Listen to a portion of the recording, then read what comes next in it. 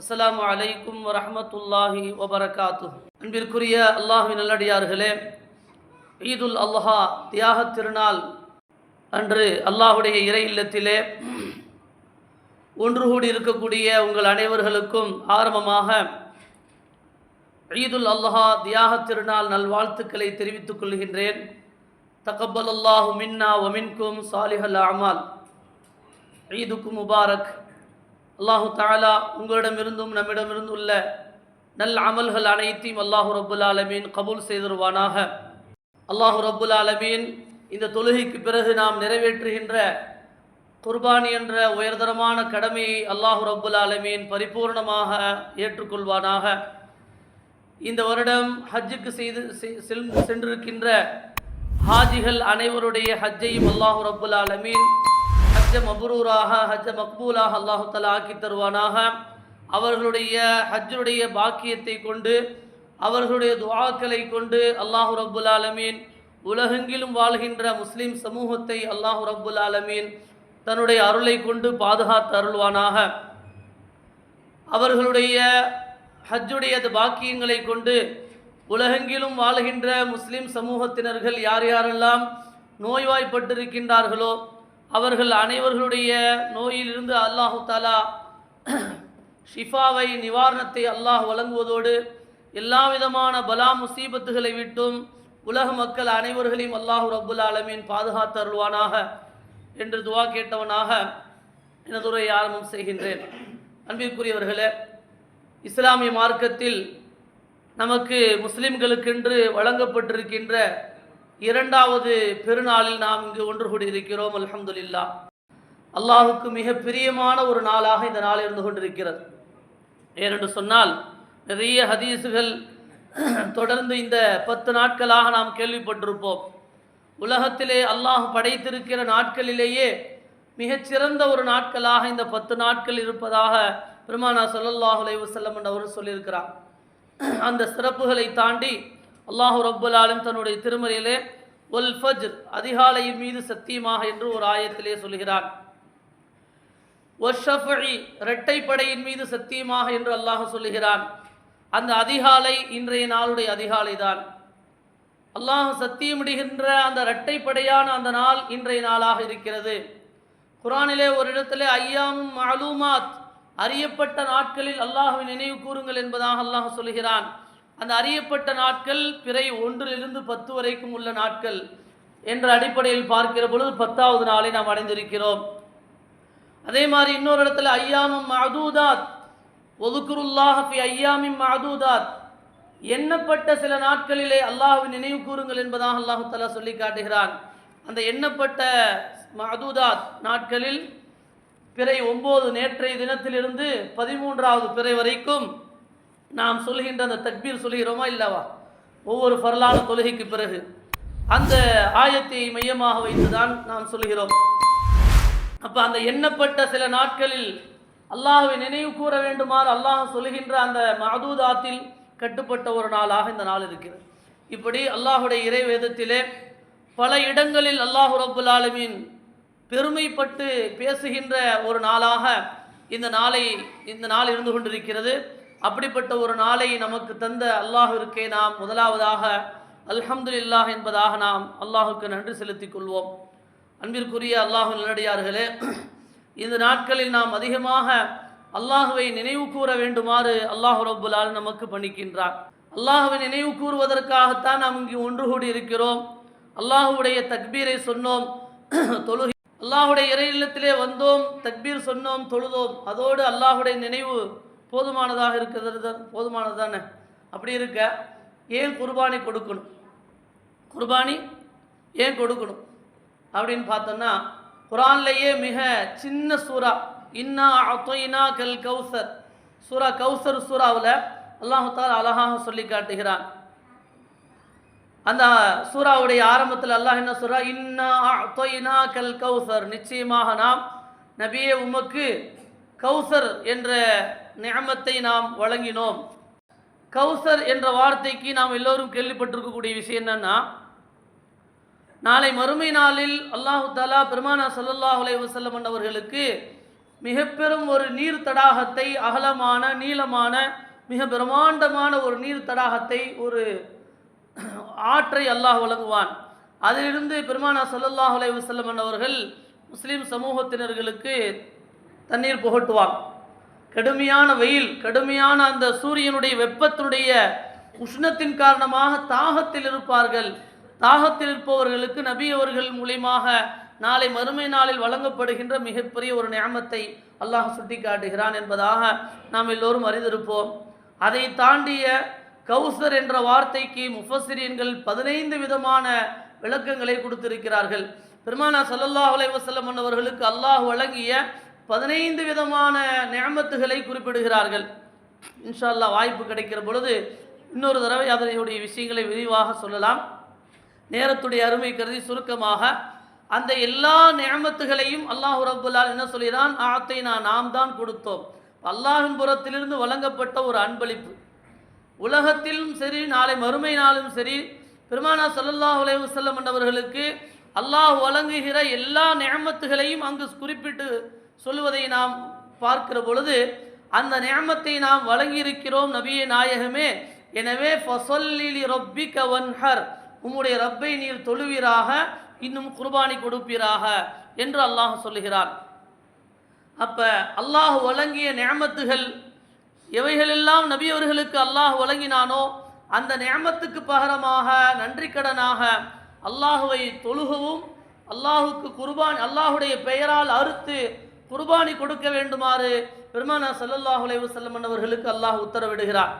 எனவே அந்த அடிப்படையிலே அல்லாஹ் நமக்கு வழங்கி இருக்கின்ற நியமத்துகள், அது ஆரோக்கியமாக இருக்கட்டும், மகிழ்ச்சியாக இருக்கட்டும், அல்லது சம்பாத்தியமாக இருக்கட்டும், அல்லது அல்லாஹ் நமக்கு வழங்கி இருக்கக்கூடிய உடைமைகள், உயிராக இருக்கட்டும், எல்லா விதமான நியமத்துகள் எவைகளெல்லாம் நாம் அல்லாஹுடைய அருட்கொடையாக நியமத்தாக நாம் அனுபவித்து கொண்டிருக்கிறோமோ அந்த எல்லா நியமத்துகளுக்கு பகரமாக நாம் நன்றி கடன் செலுத்த வேண்டும் என்று சொன்னால் நாம் அல்லாஹுவை தொழுக வேண்டும். அடுத்ததாக நாம் குர்பானி கொடுக்க வேண்டும். இந்த இரண்டும் இல்லாமல் நாம் உண்மையான ஒரு நன்றியுள்ள அடியானாக ஒருபோதும் ஆகவே முடியாது. இன்றைக்கு தொழுகை என்பது யாரேனும் சிலர் தொழுதால் போதுமானது என்பதாக நினைத்து கொண்டு, எப்படி பெருநாளுக்கும் ஜும்மாவுக்கும் கூடுகின்ற அந்த கூட்டங்கள் எல்லாம் வளமையான ஐங்கால தொழுகையிலே கூடாமல் அது புறக்கணிக்கப்படுகிறதோ, அந்த தொழுகையுடைய முக்கியத்துவம் எவ்வளோ வலியுறுத்தி சொல்லப்பட்டு கொண்டே இருக்கிறது. தொழுகையை கொண்டுதான் அல்லாஹ்விடத்திலே உதவி தேட வேண்டுமாறு எவ்வளோ ஹதீஸ்கள், எவ்வளோ ஆயத்துகள் வலியுறுத்தப்பட்டிருக்கிறது. அன்பிற்குரியவர்களே, அந்த தொழுகை இல்லாமல் ஒருபோதும் நம்ம சொர்க்கத்துக்குள்ளே போகவே முடியாது. இஃப்தாஹுல் ஜன்னத்தி அஸ்ஸலாத், தொழுகையுடைய திறவுகோலே, அதாவது சொர்க்கத்துடைய திறவுகோலே தொழுகையாக இருக்கிறது. அப்போ தொழுகைக்குள்ளார சொர்க்கத்துக்குள்ளார போகணும் அப்படின்னா தொழுகையின் மூலியமாகத்தான் நாம் சொர்க்கத்தை அடைய முடியும். அதே மாதிரி குர்பானியை கொண்டும் நாம் என்ன செய்ய வேண்டும்? அல்லாஹ் வழங்கிய நியமத்துக்கு நாம் நன்றி பாராட்டலாம். அல்லாஹ் ரப்புல் ஆலமீன் அந்த அடிப்படையில் தான் ஹதரத் இப்ராஹிம் அலைஹிஸ்ஸலாம் அவர்களுக்கு வழங்கிய நியமத்துக்கு பகரமாக அல்லாஹ் குர்பானியை அவர்களுக்கு கடமையாக ஆக்கியிருந்தான். அன்பிற்குரிய அல்லாஹ் நல்லடியார்களே, அல்லாஹு தாலா இந்த உலக வாழ்க்கையில் நமக்கு தருகின்ற முதல் பருவம் மழலை பருவமாக இருக்கு. மழலையுடைய அந்த வாழ்க்கை நல்ல முறையிலே சுபிட்சமாக, நிம்மதியாக, ஆரோக்கியமான ஒரு வாழ்க்கையாக நமக்கு கிடைக்க வேண்டும் என்று சொன்னால் மார்க்கம் என்ன சொல்லுகிறது? மஅல் குலாமி அகீகத்துன், பிறந்த ஒவ்வொரு குழந்தைக்கும் அகீகா கொடுக்க வேண்டும். ஃபௌஹுரிகு அன்ஹு தமன், அந்த குழந்தையின் சார்பில் நீங்கள் இரத்தத்தை ஓட்டுங்கள். அமீத்து அன்ஹுல் அதா, அதன் மூலியமாக அந்த குழந்தைக்கு வருகின்ற எல்லா விதமான ஆபத்துகளிலிருந்தும் நீங்கள் பாதுகாத்து கொள்ளுங்கள் என்பதாக பெருமானா ஸல்லல்லாஹு அலைஹி வஸல்லம் அவர் சொல்கிறாங்க. அப்போ அகீகா கொடுப்பதின் வாயிலாக நம்முடைய குழந்தைக்கு ஏற்படுகின்ற எல்லா விதமான அசம்பாவிதங்கள், ஆபத்துகளிலிருந்து அல்லாஹ் ரப்புல் ஆலமீன் பாதுகாப்பை வழங்குகிறான் அந்த அகீகா என்ற அந்த குர்பானியை கொண்டு. தமிழில் சொல்லுவாங்களா இல்லையா? தர்மம் தலை காக்கும், தக்க சமயத்தில் அது உயிர் காக்கும். அப்போ அந்த தர்மத்திலே உயர்ந்த தர்மம் குர்பானி என்ற அந்த தர்மம், அகீகா என்ற அந்த தர்மம். அதே மாதிரி குழந்தை பருவத்துக்கு அடுத்ததாக மன வாழ்க்கையிலே நுழைகிறோம். மன வாழ்க்கையிலே நுழைகிற பொழுது பெருமானார் ஸல்லல்லாஹு அலைஹி வஸல்லம் அவர்கள் ஸைனப் ரலியல்லாஹு அன்ஹா அவர்களை திருமணம் முடித்த பொழுது நபி அவர்கள் திருமணத்துக்கு பிறகு ஒரு ஆட்டை அறுத்து அவர்கள் என்ன செஞ்சாங்க, வலிமா கொடுத்தாங்க. அப்துர் ரஹ்மான் இப்னு அவுஃப் ரலியல்லாஹு அன்ஹு அவர்கள் மிக எளிமையான முறையிலே திருமணம் முடித்து வந்த சமயத்தில் கூட பெருமானார் ஸல்லல்லாஹு அலைஹி வஸல்லம் அவர்கள் திருமணம் முடித்த அந்த செய்தியை கேள்விப்பட்ட உடனே நபி அவர்கள் அவங்கள பார்த்து என்ன சொன்னாங்க, அவுலிம் வலவு பிஷாத்தின், ஒரே ஒரு ஆட்டை அறுப்பதாக இருந்தாலும் வலிமா கொடுப்பீராக என்பதாக பெருமானார் ஸல்லல்லாஹு அலைஹி வஸல்லம் சொன்னாங்க. அப்போ திருமணத்தின் வாழ்க்கை நிம்மதியான சந்தோஷமான வாழ்க்கையாக அமைய வேண்டும் என்று சொன்னால் திருமணத்திற்கு பிறகு மணமகனின் தரப்பில் வலிமா கொடுக்கப்பட வேண்டும் என்பதாக இஸ்லாம் நமக்கு படிக்கிறது. அதே மாதிரி நம்முடைய மறுமை வாழ்க்கை சிறப்பானதாக இருக்க வேண்டும் என்று சொன்னால் நாம் நம்முடைய வசதிக்கு ஏற்றவாறு நாம் குர்பானி ஒவ்வொரு ஆண்டும் கொடுக்க வேண்டும். ஏனென்று சொன்னால் நம்முடைய நாளை மறுமை நாளில் சொர்க்கத்தை அடைய வேண்டும் என்று சொன்னால் சிராத்துல் முஸ்தகீம் என்ற பாலத்தை கடந்து தான் நாம் அடைய வேண்டும். அந்த சிராத்துல் முஸ்தகீம் பாலத்தை கடப்பதற்கு நாம் கொடுக்கின்ற இந்த குர்பானி பிராணி நமக்கு வாகனமாக அமையும் என்பதாக பெருமானார் ஸல்லல்லாஹு அலைஹி வஸல்லம் சொல்லியிருக்கிறார். சம்மினு லஹாயாக்கும், உங்களுடைய அந்த குர்பானி பிராணியை நல்ல கொழுக்க வையுங்கள். ஃபைன்னஹா அல சிராத்தி மதாயாக்கும், ஏனென்று சொன்னால் அது உங்களுடைய சிராத்துல் முஸ்தகீம் பாலத்திற்கான ஒரு வாகனமாக அது அமையும் என்பதாக பெருமானார் ஸல்லல்லாஹு அலைஹி சொன்னார். அப்போ இந்த உலக வாழ்க்கையிலும் சரி, நாளை மறுவுடைய வாழ்க்கையிலும் சரி, அந்த குர்பானியை கொண்டுதான் நம்முடைய இரு உலக வாழ்க்கையினுடைய ஒரு சுபிட்சமான நிம்மதியான வாழ்வாதாரத்தை அல்லாஹ் ரப்பல் ஆலமீன் குர்பானியோடு இணைத்ததாக அல்லாஹ் வைத்திருக்கிறார். ஆக அதுபோன்ற அந்த குர்பானி என்ற கடமையை நாம் நிறைவேற்றுவதனால் நமக்கு நிறைய சிறப்புகள் இருக்கிறது. நிறைய ஹதீஸ்கள் நம்ம கேள்விப்பட்டிருப்போம். சஹாபாக்களை கேட்டாங்க, யா ரசூலல்லாஹ் மஹாதிஹில் அல்லாஹி, இது என்ன உலுஹியா, சுன்னத் அபீக்கும் இப்ராஹிம் அலைஹிஸ்ஸலாம், இப்ராஹிம் உங்களுடைய தந்தை இப்ராஹிம் அலைஹிஸ்ஸலாமுடைய சுன்னத் என்பதாக பெருமானார் ஸல்லல்லாஹு அலைஹி சொன்னாங்க. அப்போ ஃபமாலனா யா ரசூலல்லாஹ், அதனால் எங்களுக்கு என்ன பிரயோஜனம், எங்களுக்கு என்ன நன்மை கிடைக்கும் கேட்டாங்க. இப்போ பெருமானார் ஸல்லல்லாஹு அலைஹி சொன்னாங்க, பிகுல்லி ஷஅரத்தின் ஹஸனா, ஒவ்வொரு முடிக்கு பகரமாக நன்மைன்னு சொன்னாங்க. சஹாபாக்கள் அப்பயும் நபி அவர்களை விடலை. ஒவ்வொரு முடி அப்படின்னா ஃபஸ்ஸூஃப் யா ரசூலல்லாஹ், கம்பளி ஆடாக இருக்குதே, அதில் நிறைய முடி இருக்குமே, அப்படின்னா அதுலேயும் அதே மாதிரி நன்மை கிடைக்குமா அப்படின்னு ஆர்வமாக கேட்டாங்க. பெருமானார் ஸல்லல்லாஹு அலைஹி சொன்னாங்க, ஃபஸ்ஸு, அந்த கம்பளி ஆட்டிலையும் எவ்வளவு முடிகள் இருக்கிறதோ அதற்கு பகரமாகவும் ஒவ்வொரு முடிக்கு பகரமாக ஒரு நன்மை உண்டு என்பதாக சொன்னாங்க. ஒவ்வொரு முடியும் நம்மளால் எண்ணவே முடியாது. இப்போ அவ்வளோ லட்சக்கணக்கான நன்மைகள் அல்லாஹ் ரப்பல் ஆலமீன் வைத்திருக்கிறார். இன்னொரு ஹதீஸில் அந்த குர்பானி பிராணியுடைய ரத்த பூமியில் விழுவதற்கு முன்பதாக அல்லாஹ்விடத்தில் ஏற்றுக்கொள்ளப்பட்டு விடுகிறது என்பதாக சொன்னார். இவ்வளவு சிறப்புக்குரிய ஒரு அமலாக குர்பானி என்ற ஒரு அமல் இருந்து கொண்டிருக்கிறது. அன்பிற்குரிய அல்லாஹ் நல்லடியார்களே, நம்மில் சிலர் எனக்கு எதுக்கு நான் ஏன் குர்பானி கொடுக்கணும், அதுக்கு பகரமாக வேறு ஏதாவது நான் தர்மம் செஞ்சுட்டு போகிறேன், வேறு யாராவது தேவை உள்ளவர்களுக்கு நம்ம ஏதாவது உதவி செஞ்சால் அது பிரயோஜனமாக இருக்கும், அந்த மாதிரி நான் கொடுத்துட்டு போகிறேன், ஏன் நான் குர்பானி கொடுக்கணும், அதுக்காக சிரமம் எடுக்கணும் என்பதாக ஒரு சில பேர் நினைத்து கொண்டு இருக்கிறாங்க. அப்படி நினைக்கிறாங்க.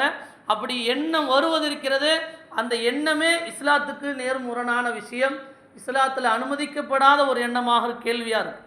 ஏனென்று சொன்னால் பெருமானார் ஸல்லல்லாஹு அலைஹி வஸல்லம் அவர்கள் தன்னுடைய வயிற்றிலே கல்லை கட்டிய நிலைமையில கூட தன்னுடைய குடும்ப வாழ்க்கையை வாழ்ந்திருக்கிறார்கள். ஆனால் குர்பானியை நபி அவர்கள் ஒருபோதும் விட்டதே கிடையாது. மதீனாவிலே வாழ்ந்த 10 ஆண்டுகளும் பெருமானார் ஸல்லல்லாஹு அலைஹி வஸல்லம் அவர்கள் குர்பானி கொடுத்திருக்கிறார் என்பதுதான் வரலாறு.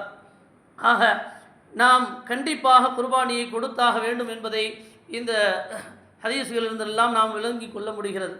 அன்பிற்குரிய அல்லாஹ் நல்லடியார்களே, ஹஜ்ரத் இப்ராஹிம் அலைஹிஸ்ஸலாம் அன்னவர்கள் தங்களுடைய அல்லாஹுடைய பொருத்தத்தை அடைவதற்காக வேண்டி மிக பெரும் ஒரு தியாகத்தை செய்தார்கள், மிகவும் அர்ப்பணித்தார்கள். அல்லாஹு தஆலா இப்ராஹிம் அலைஹிஸ்ஸலாம் அவர்களுடைய வரலாற்றை குறிப்பிடுகிற பொழுது வைதிபுத்தலா இப்ராஹிம் ரப்புஹு பி கலிமாத்தின், பல விதங்களில் இப்ராஹிம் அலைஹிஸ்ஸலாம் அவர்களை அல்லாஹ் சோதித்தான். அவர்கள் ஃபஅத்தம்மஹுன், அது எல்லாத்தையும் பரிபூர்ணப்படுத்தினாங்க அப்படின்னு அல்லாஹு தஆலா சொல்லி காட்டுறோம். பொதுவாக ஒவ்வொரு மனிதரையும் அல்லாஹு ரப்புல் ஆலமீன் ஒரு அடியாரை பிரியப்படுகிறார் என்று சொன்னால் அந்த அடியானை அல்லாஹு தஆலா 3 கட்டங்களில் அல்லாஹு ரப்புல் ஆலமீன் சோதிப்பான். ஒன்று, அல்லாஹு ரப்புல் ஆலமீன் அந்த மனிதரை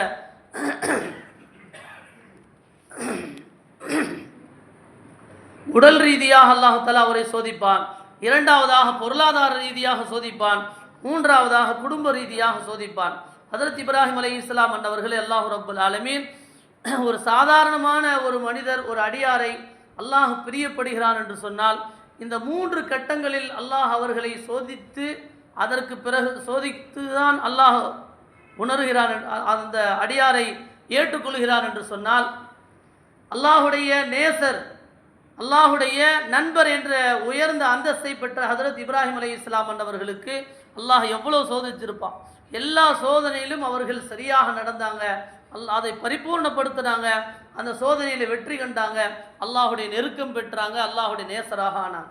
அன்பிற்குரியவர்களே, இப்ராஹிம் அலைஹிஸ்ஸலாம் அன்னவர்களுடைய வாழ்க்கையிலே நாம் பெறுகின்ற ஒரு படிப்பினை என்ன அப்படின்னா, அவர்கள் அல்லாஹுக்கென்று எல்லாவற்றையும் துறப்பதற்கு, தன்னுடைய மகனாக இருந்தாலும் அல்லாஹுக்கென்று அர்ப்பணிப்பதற்கு அவர்கள் தயாரானார். இதுதான் நம்ம பெறுகின்ற படிப்பினை. அல்லாஹுடைய பொருத்தத்தை பெறுவதற்காக வேண்டி, மார்க்கத்திற்காக வேண்டி, பிறருடைய நலனுக்காக வேண்டி நம்முடைய ஆசா பாசங்களை எல்லாம் நாம் கொஞ்சம் துறந்து கொஞ்சம் தியாகம் செய்கிற பொழுது அல்லாஹ் ரப்புல் ஆலமீன் அது ரொம்ப அல்லாஹுக்கு பிடித்ததாக ஆகிவிடுகிறது. ஹஜ்ரத் இப்ராஹிம் அலைஹிஸ்ஸலாம் அன்னவர்கள் அல்லாஹுடைய பொருத்தத்தை நாடி அல்லாஹுடைய உத்தரவுக்கிணங்க தன்னுடைய மனைவியையும் பால்குடி பருவத்தில் உள்ள குழந்தையும் தன்னந்தனியாக மனிதர்கள் வசிக்காத ஒரு பகுதியிலே கொண்டு போய் விட்டுட்டு வரான். ஹாஜரா அம்மா கேட்குறாங்க, அல்லாஹுல்லதி அமரபிஹாதா, அல்லாஹ் தான் இப்படி கட்டளை இட்டானா அப்படின்னு கேட்குறாங்க. இப்ராஹிம் அலைஹிஸ்ஸலாம் அவர்கள் பதில் ஆமான் தலையாட்டினான். ஆமான் சொன்ன உடனே இதன் லா யுதையுனா, அப்படி என்று சொன்னால் அவன் அல்லாஹ் எங்களை கைவிட மாட்டான் என்பதாக ஹஜ்ரத் ஹாஜரா அலைஹிஸ்ஸலாம் அவர்கள் சொன்னாங்க. நம்பிக்குரியவர்களே, பாருங்கள் எந்த அளவிற்கு அல்லாஹுடைய கட்டளை என்று தெரிந்தவுடனேயே கணவனுக்கு முழுமையாக கட்டுப்படக்கூடியவராக ஹாஜரா அலைஹிஸ்ஸலாம் அவர்கள் மாறினார்.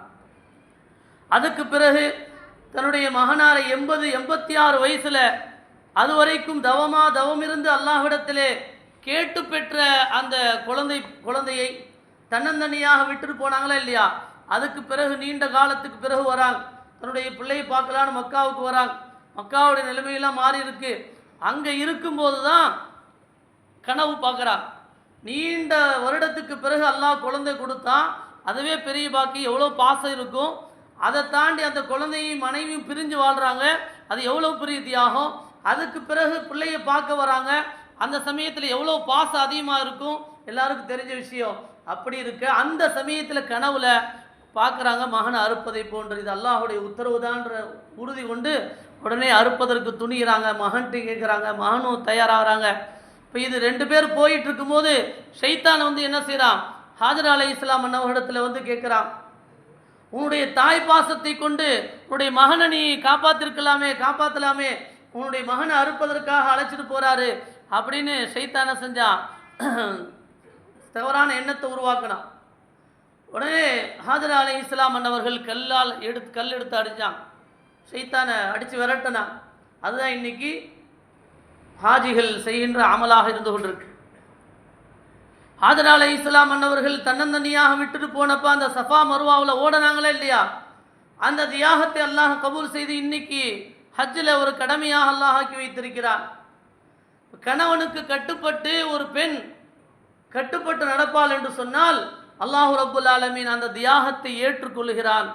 அந்த தியாகத்தை சந்ததிகளாக அதை நினைவு கூறக்கூடியதாக அல்லாஹ் ஏற்படுத்தி வைத்திருக்கிறார். அன்பிற்குரிய அல்லாஹ் நல்லடியார்களே, ஹதீஸ்களை நாம் பார்க்கிறோம், லவ் தஅலமுல் மர்அத்து ஹக்க ஸௌஜ், ஒரு பெண் தன்னுடைய கணவனுடைய உரிமையை அறிந்து கொள்வாள் என்று சொன்னால் லம் தக்உது மா ஹதர கதாவுஹு வ அஷாவுஹு ஹத்தா யக்ஃபுர மின்ஹு, அந்த கணவன் காலை உணவோ அல்லது இரவு உணவோ சாப்பிட்டு முடிக்கின்ற வரைக்கும் தான் சாப்பிடாமல் அமர்ந்திருப்பாள் என்பதாக பெருமானார் ஸல்லல்லாஹு அலைஹி வஸல்லம் சொன்னார். அந்த காலத்திலிருந்து நடைமுறையில் இருக்குது. இந்த நடைமுறை எப்படி வந்துச்சு, இந்த ஹதீஸ் அடிப்படையில் தான். இப்போ கணவனுடைய உரிமையை பெண் அறிந்து கொண்டால் அந்த கணவன் காலையோ இரவுடைய உணவோ சாப்பிட்டு முடிக்கின்ற வரைக்கும் அவள் சாப்பிடாமல் அமர்ந்திருப்பாள் என்பதாக கணவனுடைய உரிமையை உயர்த்தி சொல்கிறது இஸ்லாம். இன்னொரு ஹதீஸில் பெருமானார் ஸல்லல்லாஹு அலைஹி வஸல்லம் சொன்னாங்க, கணவனுக்கு செய்ய வேண்டிய கடமையை ஒரு மனைவி எந்த அளவிற்கு செய்கிறாள் என்று சொன்னால், கணவனுடைய உடலில் ஏற்பட்டிருக்கக்கூடிய ஒரு புண்ணு, அந்த புண்ணை, அந்த காயத்தை தன்னுடைய நாக்கினால் அதை சுத்தப்படுத்துகிறாள் என்று சொன்னால், தன்னுடைய நாக்கினால் சுத்தப்படுத்தியதற்கு பிறகும் கூட அந்த கணவனுக்கு செய்ய வேண்டிய கடமையை அவள் முழுமையாக நிறைவேற்றியவள் கிடையாது என்பதாக பெருமானார் ஸல்லல்லாஹு அலைஹி வஸல்லம் அவர் சொல்லியிருக்கிறார். இப்போ பாருங்கள், காரணம் என்ன? அந்த அளவிற்கு கணவனுடைய தியாகம் அதிகமாக இருக்கு. அந்த மனைவியை எப்பொழுது மணப்பெண்ணாக தன்னுடைய வாழ்க்கை துணையாக ஆக்கி கொண்டானோ, அதற்கு பிறகு அந்த மனைவியை சந்தோஷப்படுத்துவதிலே தன்னை முழுமையாக வருத்தி கொண்டான். அந்த மனைவியை பாதுகாப்பதற்கும் அந்த மனைவியுடைய வாழ்க்கைக்கான எல்லா விதமான ஏற்பாடுகளை செய்வதற்காக வேண்டி தன்னுடைய உறவுகளை, தன்னுடைய எல்லா விதமான ஆசா பாசங்களை எல்லாத்தையும், வீடு, உறவு, ஊர் எல்லாத்தையும் விட்டுட்டு வெளிநாடுகளுக்கு சென்றும் கூட மிகப்பெரிய தியாகங்களை செய்து தன்னுடைய மனைவி மக்களை காப்பாற்றுவதிலே, பாதுகாப்பதிலே, சந்தோஷப்படுத்துவதிலே தன்னுடைய தியாகத்தை முழுமையாக பங்களிக்கின்ற ஒரு உயர்ந்த ஒரு தியாகம்தான் கணவனுடைய ஒரு தியாகம். எனவேதான் அந்த கணவனுக்கு கட்டுப்பட்டவளாக மனைவி நடக்க வேண்டும் என்பதாக இஸ்லாம் படிக்கிறது. பெருமானார் ஸல்லல்லாஹு அலைஹி வஸல்லம் ஒரு தடவை இப்படி சொன்னாங்க, நீங்கள் அதிகமாக நிராகரிக்கிறீங்க என்பதாக சொன்னாங்க. அப்போ சஹாபாக்கள் கேட்டாங்க, யா ரசூலல்லாஹ், அல்லாஹ்வை நிராகரிக்கிறாங்களான்? இல்லை, கணவனுக்கு அல்லாஹுக்கு மாறு செய்கிறாங்களான்னு கேட்டப்ப, கணவனுக்கு நீங்கள் மாறு செய்கிறீங்க என்பதாக பெருமானார் ஸல்லல்லாஹு அலைஹி வஸல்லம் சொன்னாங்க. இப்போ கணவனுக்கு அதிகமாக பெண்கள் மாறு செய்வதனால் பெருமானார் ஸல்லல்லாஹு அலைஹி வஸல்லம் அவர்கள் நரகத்தில் அதிகமாக பெண்கள் இருந்ததாக பார்த்திருக்கிறார்கள். அப்போ கணவனுடைய தியாகத்தை மதிக்காமல் அதை அவமதிக்கின்ற அந்த பெண்கள் நரகத்தில் வேதனைக்குரியவர்கள் என்பதாக இஸ்லாம் சுட்டிக்காட்டுகிறது. ஆக கணவனுடைய தியாகத்தை உணர்ந்து மனைவி கட்டுப்பட்டு நடக்க வேண்டும். பெற்றோர்களுடைய தியாகம், ஒரு தாய் எவ்வளோ சிரமப்படுகின்றாள், அந்த தாயுடைய சிரமத்தை நிறைய நம்ம சொல்லிகிட்டே போகலாம். அவ்வளோ சிரமத்துக்கு மத்தியில் ஒரு பெற்றோர்களுடைய உரிமையை நாம் புரிந்து கொள்ளாமல் நாம் நிறைய செஞ்சதாக நினச்சி கொண்டிருக்கிறோம். இப்னு உமர் ரலியல்லாஹு அன்ஹு அவர்கள் முன்னாடி ஒருத்தர் என்ன செய்ய, தாயை தோள்பட்டையில் வைத்துட்டு தவாஃப் செஞ்சிட்ருக்கிறார். இப்னு உமர் ரலியல்லாஹு பார்த்து கேட்டாங்க, என் தாய்க்கு செய்ய வேண்டிய கடமை நான் முழுசாக செஞ்சுட்டேனான்னு கேட்குறாங்க. அப்போ இப்னு உமர் ரலியல்லாஹு அன்ஹு அவர் சொல்கிறாங்க, ஒரு தாயுடைய வயிற்றில் நீ இருக்கும்போது வந்து அந்த வலி இருக்கிறது, அந்த வலிக்கு நீ மூச்சு விட்டாங்களா இல்லையா, அந்த மூச்சு விட்டதுக்கு ஈடாக முடியாது என்பதாக சொன்னாங்க.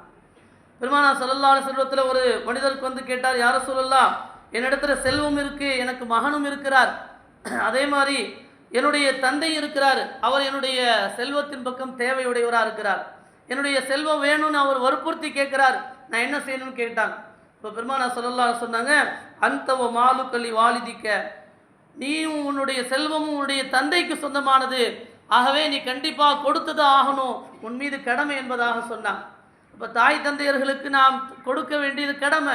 அவர்களுடைய தியாகத்துக்கு நாம் செய்கின்ற உபகாரங்கள் பிரதி உபகாரம் ஒருபோதும் செய்து விடவே முடியாது. எவ்வளோ பொண்ணு பொருளை எவ்வளோ கொடுத்தாலும் சரி, தாய் தந்தையருடைய தியாகத்துக்கு ஈடாக நாம் ஒருபோதும் செய்து விடவே முடியாது. எனவேதான் அல்லாஹுக்கு, இறைவனுக்கு அடுத்ததாக பெற்றோர்களுக்கு கட்டுப்பட்டு நடக்க வேண்டுமாறு இஸ்லாம் பணிக்கிறது. அவர்களுடைய தியாகத்தை இஸ்லாம் மதிக்கிறது. கணவனுக்கு கட்டுப்பட்டு நடக்க வேண்டுமாறு கணவனுடைய தியாகத்தை இஸ்லாம் மதிக்கிறது. இப்படியாக ஒவ்வொரு விஷயமாக நாம் எடுத்துக்கொள்ளலாம். ஆக அன்பிற்குரிய அல்லாஹ்வுடையார்களே, அல்லாஹு தாலா தியாகங்களை மதிக்கக்கூடியவனாக இருக்கின்றான், தியாகங்களை விரும்பக்கூடியவனாக இருக்கின்றான்.